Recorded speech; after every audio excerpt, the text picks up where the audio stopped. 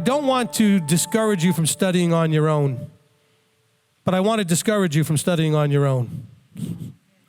Okay? At least initially. All right? It's like in college, you're not going to be asked to make a thesis paper to show what you've studied and learned and that you want to put a point together until after you've basically finished the entire course of study. I'm not saying don't read. Read the word, meditate on the word. Study is a whole different idea because now you're trying to understand it so you can do it, so you can defend it, so you can teach it. That's what studying is about. These teachings I do are studies of the word. And when you watch or listen to a study that I put out, it's trying to accomplish those four things: understanding, doing, defending, and teaching. Don't you do that until you get that level of understanding. Learn, watch, learn from me. Let me disciple you. See how I do what I do. So don't you study first. And that's going to go around virally, and I'm going to be attacked as a cultic, whatever.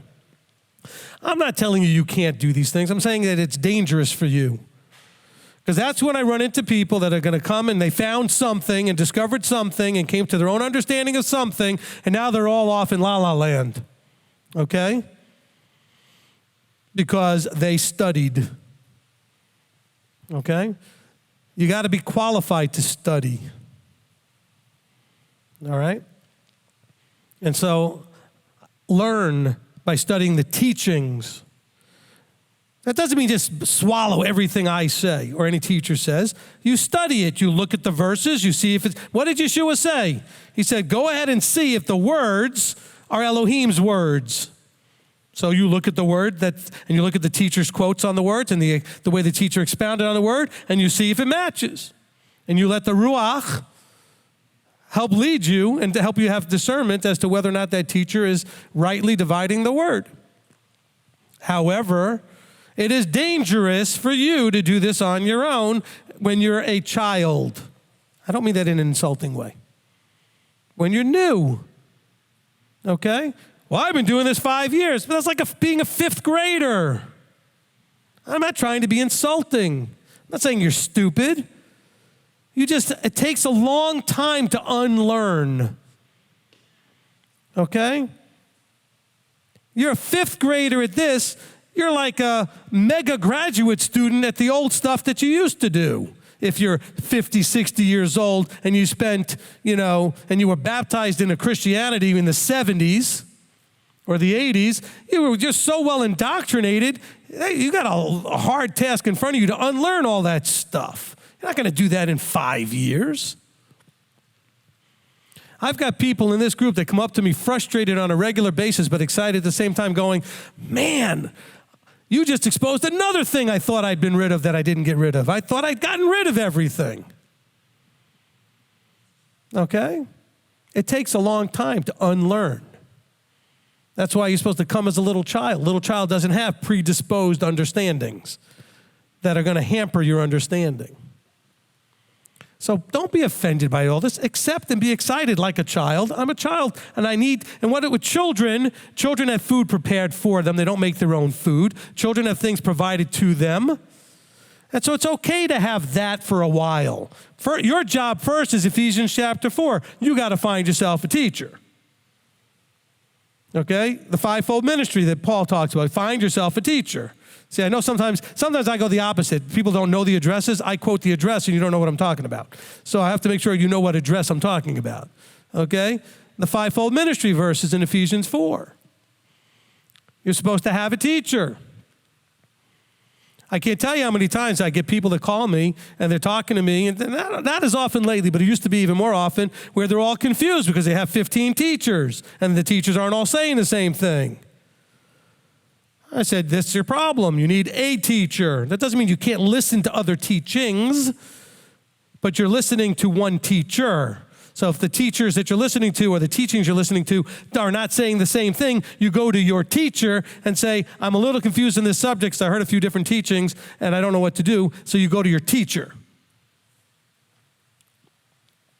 Hopefully that makes some sense. Okay? But when it comes to studying, all of you want to figure out how to go off on your own and study. Why? Okay, when I started out, all right, I came to this as a secular Jew with no understanding of anything. And I first came into a Torah-keeping, Sabbath-keeping church, all right? Worldwide Church of God at the time. You know what I did? I happened to be blessed. Abba made me as an assignment. Everybody had to have a little task in the church. So my job, you ready for this, was the tape library. So that meant I got to go home with 300 tapes to listen to every week.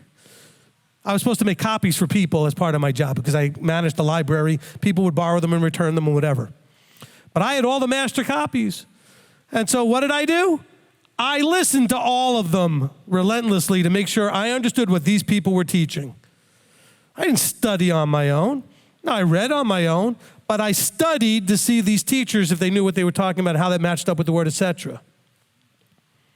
Okay, that's how I studied. Okay, does that make any sense? That's not to say at some point you shouldn't be doing studies. Just be careful with that. And let a teacher supervise you with that, where you study and you bring back what you're finding, and you study and you bring back what you're finding. Michelle just did that. She heard me teach, and she had a discernment, and she shared it with me to see what I thought of that idea. And it was great. But just because you find something doesn't mean it will always be great. Because you may have something that you're missing, which is why that you missed the mark on the study.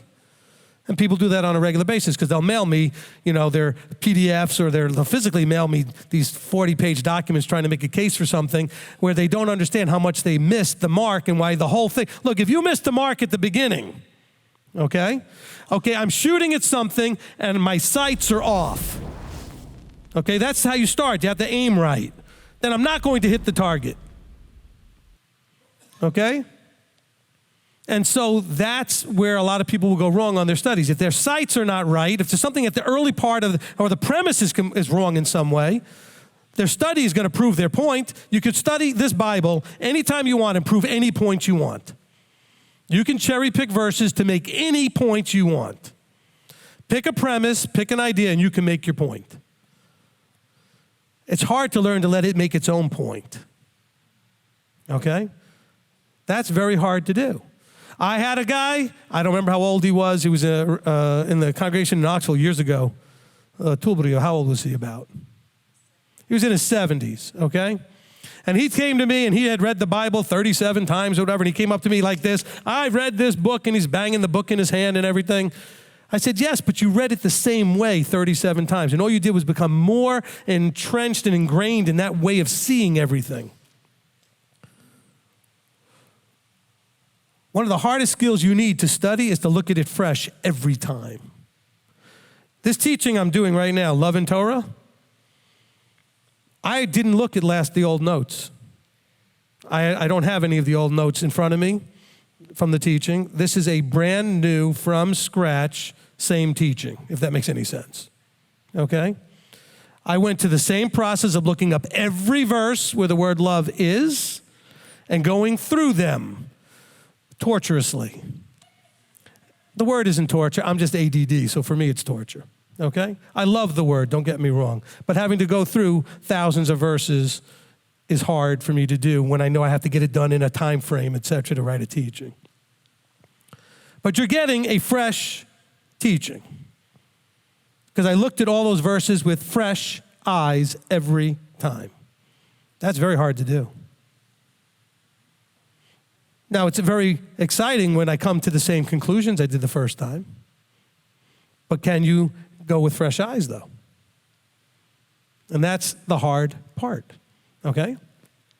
So just so you know, that hopefully answers that question a little bit, even though it was not, I don't know exactly how the question got worded, but, don't let this go around. Oh, he's just all full of himself, doesn't want anybody to listen to anybody but him. I don't want you to listen to anybody but your teacher in the beginning, whoever that is. Find one.